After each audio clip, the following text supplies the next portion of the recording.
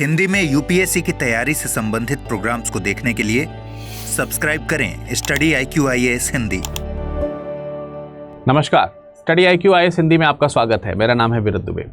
दोस्तों, ये खबर है जो कि भारतीय कला प्रेमियों के लिए बेहद दुखद है, इसमें कोई संदेह नहीं है।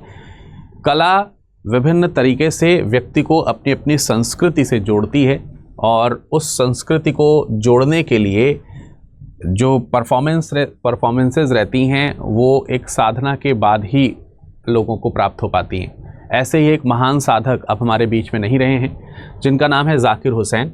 बहुत ही शानदार वो तबला वादक हुआ करते थे। इनका इस अनुसार परिचय कराना कि वो एक तबला वादक थे, ये कोई ऐसी बात नहीं है कि कोई व्यक्ति इसको ऐसा जानता ना हो इनको। तो आप समझ सकते हैं कि जाकिर हुसैन जो हैं वो कितने फेमस पर्सनैलिटी हैं। इनका जो ओहदा है वो इनके द्वारा प्राप्त, इनको रिसीव जो उपहार हैं या फिर गिफ्ट्स हैं या फिर अवार्ड्स जिनको हम कह सकते हैं जो हैं, उनसे अंदाज़ा लगाया जा सकता है। हम उनके अवार्ड्स के बारे में जानेंगे, लेकिन आप यहाँ पर देखेंगे कि वो अब हमारे बीच में नहीं रहे। और सबसे बड़ी बात, उनकी सबसे बड़ी पहचान जो है वो यहाँ पर आपको देखने को मिल रही है। 2024 में ही आप देख सकते हैं, मार्च 2024 यानी इसी वर्ष उन्हें 3 ग्रैमी अवार्ड्स मिले थे back to back. 3 Grammy awards पाने वाले वो पहले भारतीय हैं और अब वो हमारे बीच में नहीं हैं। तो चलिए मैं बताऊंगा इसके बारे में कि उनका निधन कैसे हुआ है और किस कारण से हुआ है। एक छोटी सी जानकारी इस बीच में आपको दे देना चाहता हूँ। P2I का जो लाइव फाउंडेशन बैच है वो स्टार्ट हो गया है, 17 दिसंबर से स्टार्ट हो गया। एडमिशन इसमें इनरोल होने शुरू हो गए हैं। 2026 के लिए टारगेट कर रहे हैं या फिर 2027 के लिए टारगेट कर रहे हैं। Just use the code Virat live and get enrolled into it. इसके अलावा 2025 का SIP अगर कोई लेना चाहता है जिसमें प्रीलिम्स की तैयारी कराई जा रही है, तो वो प्रीलिम्स के बैच के साथ जुड़ सकता है विरत लाइव कोड का इस्तेमाल करते हुए। 5999 में सुबह 8 बजे का बैच है, 20 तारीख से शुरू होगा ये। चलिए आइए ज़रा समझते हैं क्या है खबर और उसको देखने का बात करते हैं। ये डॉक्टर जाकिर हुसैन, जाकिर हुसैन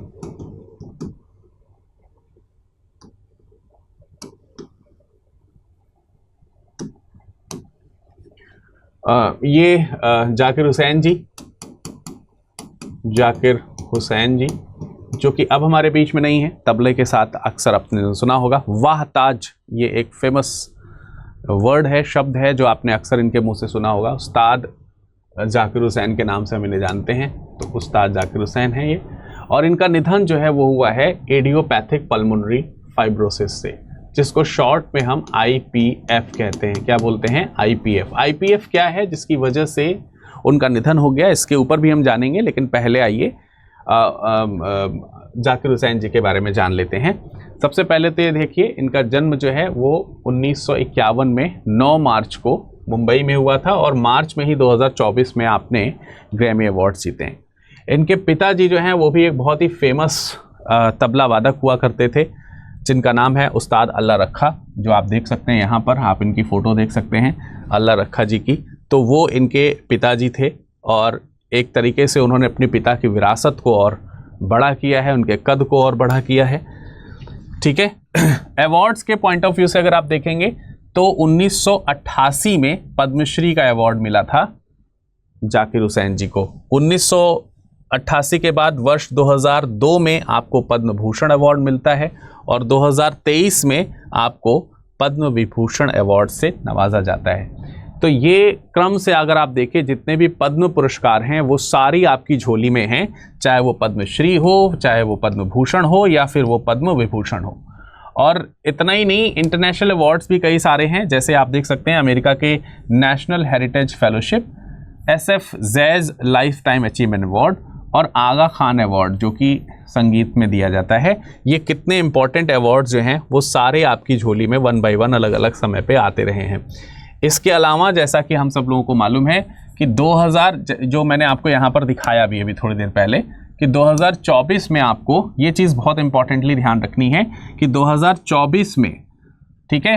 जाकिर खान जो हैं, जाकिर हुसैन जो है, माफ़ कीजिएगा, जाकिर हुसैन जो हैं उनको फर्स्ट इंडियन के तौर पर जाना जाएगा कि उनको 3 ग्रैमी अवार्ड एक साथ मिले थे।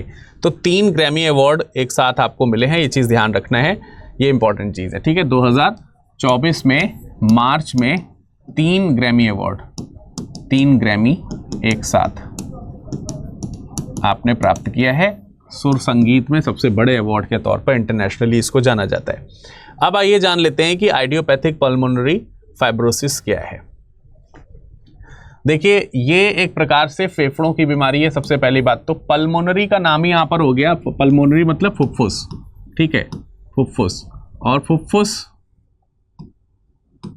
का मतलब जो हमारा फेफड़ा है ना, उसको हम लोग शुद्ध संस्कृत में अगर देखें तो फुफ्फुस के तौर पर जानते हैं, फुफ्फुस अंग के तौर पर जानते हैं। तो ये फुफ्फुस अंग है, पल्मोनरी कह सकते हैं कि ऑर्गन है।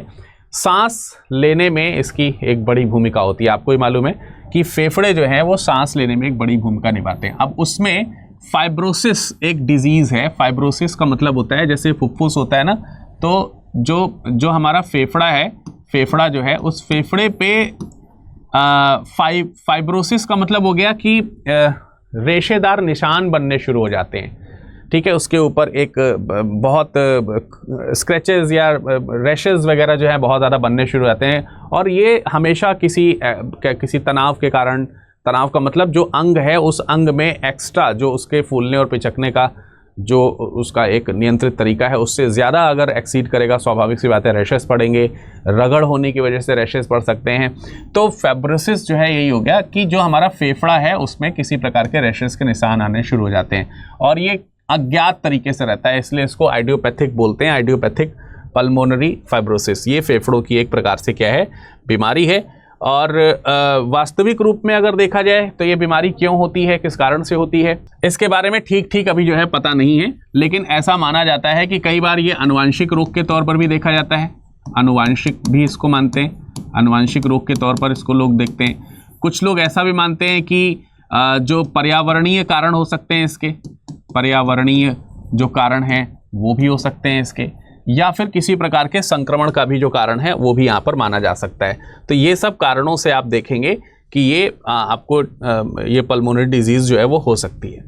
अब अगर हम इसके लक्षणों की बात करें तो लक्षणों में, यानी कि जो इसकी पहचान है, अगर हम उसकी बात करें तो इसमें एक तो आपको सांस लेने में तकलीफ होगी। ऑब्वियस सी बात है, मैंने बताया कि फेफड़े फूलते पिचकते हैं, इसी को हम सांस लेना कहते हैं। अगर वो ढंग से फूल पिचक रहे हैं कि हमें ज़्यादा प्रेशर देना पड़ रहा है तो उस पर रैशेस पड़ेंगे, और ऑब्वियस सी बात है तब होगी जब सांस में तकलीफ हो रही है, या किसी दूसरी प्रकार की शारीरिक गतिविधि के कारण भी हो सकता है, सूखी खांसी की वजह से हो सकता है, थकान की वजह से हो सकता है, रैपिडली वजन घटने बढ़ने की वजह से हो सकता है, और उंगलियों में क्लबिंग का आना, जो फिंगर्स होती हैं वो क्या हो जाता है कि वो बड़ी छोटी हो जाती हैं या फिर फूली मोटी सी हो जाती हैं। ऐसे अगर उंगलियां हैं अगर इस तरीके से, तो इन उंगलियों में अगर आप देखेंगे तो इसमें चौड़ापन आना शुरू हो जाता है, या फिर ये बहुत लंबी हो जाती हैं, एक आध उंगली, इस तरीके से चीज़ें जो हैं वो आपको देखने को मिलती हैं।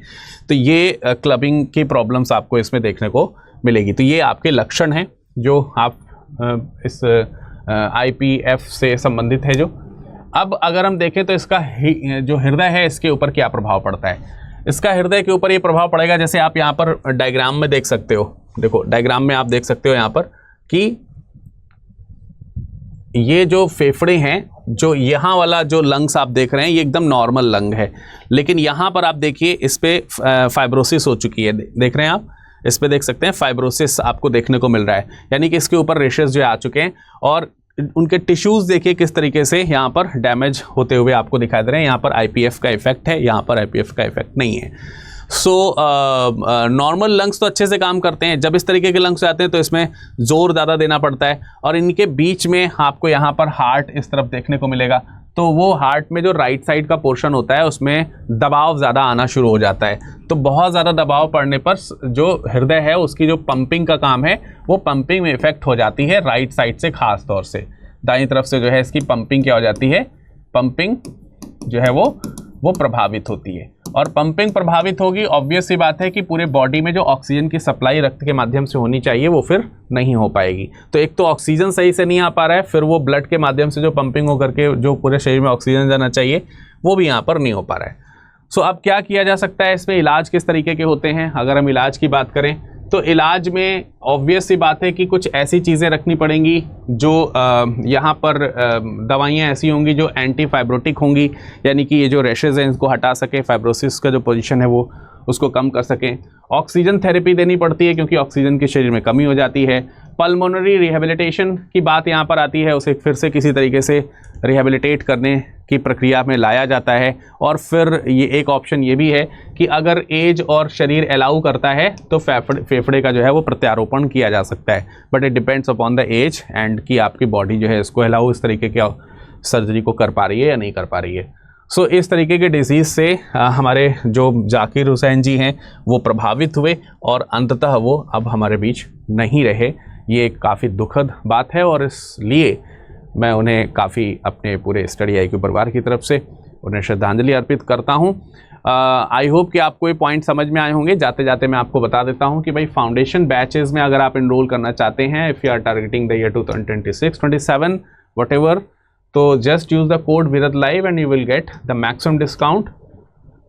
ठीक है, बैचेस जो है वो 17 दिसंबर सुबह 8 बजे से शुरू हो रहे हैं, इसका ध्यान रखना है। इससे पहले आप एनरोल करा लीजिए। और जो 2025 का SIP का टारगेट जिन्होंने किया है, 2025 का प्रीलिम्स जिन्होंने टारगेट किया हुआ है, उनके लिए SIP का प्रोग्राम है।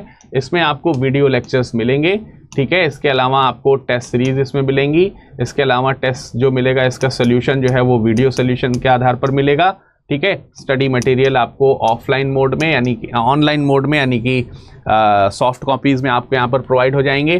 टॉपिक बेस्ड इसमें टेस्ट रहेंगे। इसके अलावा फुल लेंथ टेस्ट भी इसमें सारे इंक्लूडेड रहेंगे और बहुत अच्छी तरीके से आपकी इसमें क्लासेस भी डेली बेसिस पे चलेंगी, लाइव क्लासेस होंगी, ठीक है। 5,999 में मात्र आप इसे परचेज कर सकते हैं। अभी विरत लाइव कोड का प्रयोग करके इससे जुड़िए। चलिए, इस लेक्चर का PDF पाना चाहते हैं तो विरद लाइव इस नाम के टेलीग्राम को सर्च कीजिए, वहाँ जुड़ जाइए, वहाँ जा करके आपको इसका PDF मिल जाएगा। फिलहाल इतना ही, धन्यवाद। हिंदी में UPSC की तैयारी से संबंधित प्रोग्राम्स को देखने के लिए सब्सक्राइब करें स्टडी IQ IAS हिंदी।